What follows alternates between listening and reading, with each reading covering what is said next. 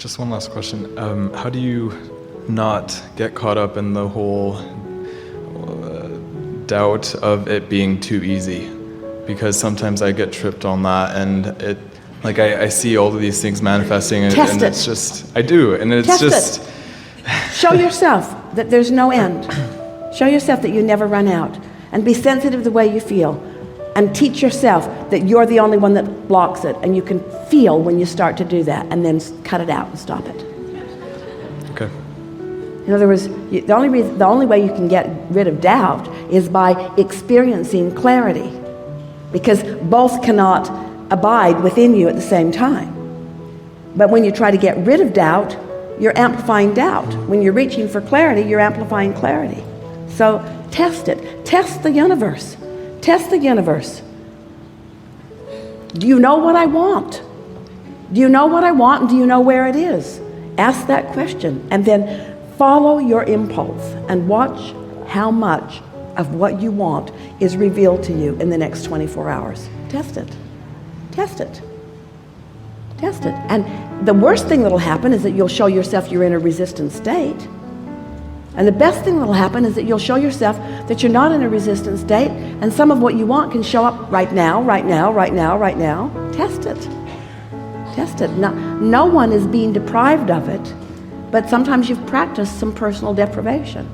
And you won't know where you are until you focus and see how it works out.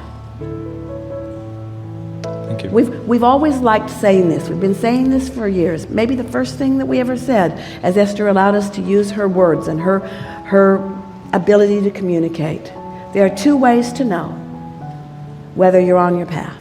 One is by how it feels, and the other is by how the path is unfolding. But if you wait until the path is unfolding, then it's harder for you, because now you're having knee-jerk responses to the path. That's a sort of conditional approach that doesn't work out very well.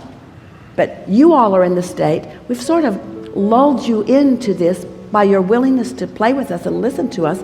We've lulled you into a state of alignment. You are in the closest state of alignment that you've been in a very long time. And all the things that you want are queued up for you. So the question is, how much of what's queued up for you? That's sure. It's sure. It's sure. You're supposed to have it. You're supposed to get it. You're supposed to be it. You're supposed to do it. In other words, it's sure. How much of it are you ready to realize right now? And there's no judgment about whether you're allowing enough of it or not. It's sort of a self-experience. Compare yourself to no one. Just have your experience and notice how much better this day is than yesterday. And the next day, how much better it was than the day before it and the day before it. Every day gets better, because every day you get clearer. And every day your realization of what you want takes on a stronger vibrational focus. Every day it gets better and better. You are not here to experience diminishment. You did not reach a peak from which you are sliding away from. Every moment that you are breathing in this physical body, it is natural that the day after this day is better than this day. And if anything other than that is happening, is because you're practicing thoughts about stuff you don't want and holding them as active vibrations in your vibration and in your point of attraction, and therefore preventing the universe from yielding to you. That's the wrong way of saying it. The universe is yielding it. You're preventing yourself from reaching out and taking it. The art of realization, the art of feeling good, the art of being happy, the art of not trying so hard, the art of lightening up, the art of trusting in who I am, the art of believing in the adoration that Source has for me, the art of feeling worthy, the art of being blessed, the art of getting a good idea, the art of knowing which way to turn, the art of feeling the compliment and taking it in, the art of giving the compliment and really meaning it, the art of appreciation, the art of love, the art of fun, the art of humor, the art of timing, the art of exhilaration, the art of vitality, the art of clarity, the art of self-realization, the art of being at the right place at the right time, the art of acknowledging timing, the art of being present, The art of feeling the wholeness of who I am. The art of being all that I am. The art of being out here on this leading edge with all that I am flowing through me. The art of rendezvous. The art of recognizing rendezvous. The art of sniffing it out. The art of knowing the path. The art of realizing that I was off the path and doing something about it. Or the art of knowing that I'm off the path and not doing anything about it and then proving that I'm off the path. That's good too. In other words, knowing. Esther will say, I saw that coming and I still let it come. And we say, good that you recognize that you saw it coming and you still let it come, because that means you're aware, that you're alert. That means you're in control. That means you're guiding yourself. It's all for fun. Not one of you said, I'll go, it's all figured out for me, and I'll just go be what's already figured out. That's no fun. You said, I'm the creator. I'll sift and sort. I'll decide what I want, and I'll allow myself to receive it.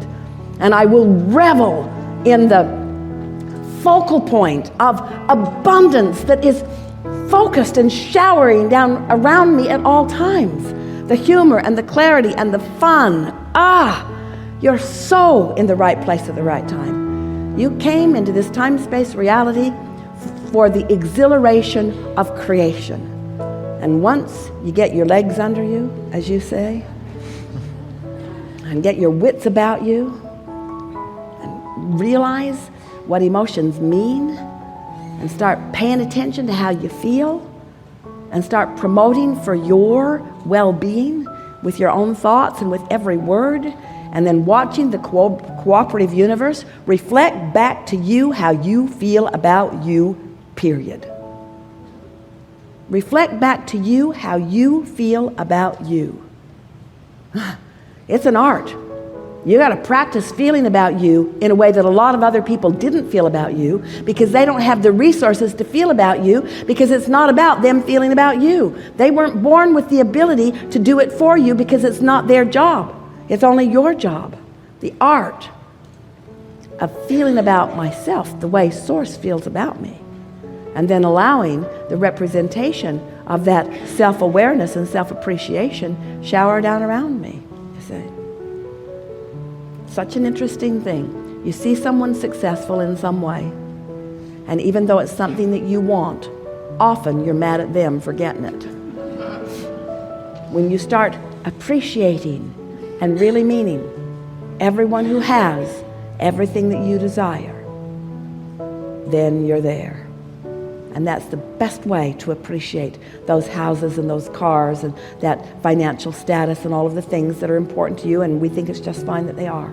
Everything that you want to personally experience in a more detailed moment-to-moment basis, you can get there so quickly just by observing those who are there and appreciating their nowness in that, you see. Accepting.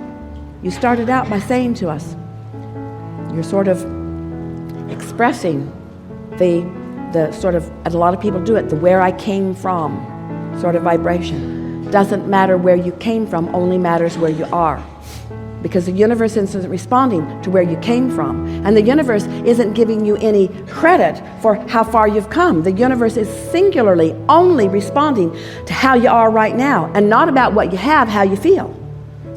Not about, you don't have to have beautiful cars in your garage to attract beautiful cars in your garage. You just have to feel abundance, and all manner of expression of that will show itself to you, and you get the fun of following the trail to it, you see.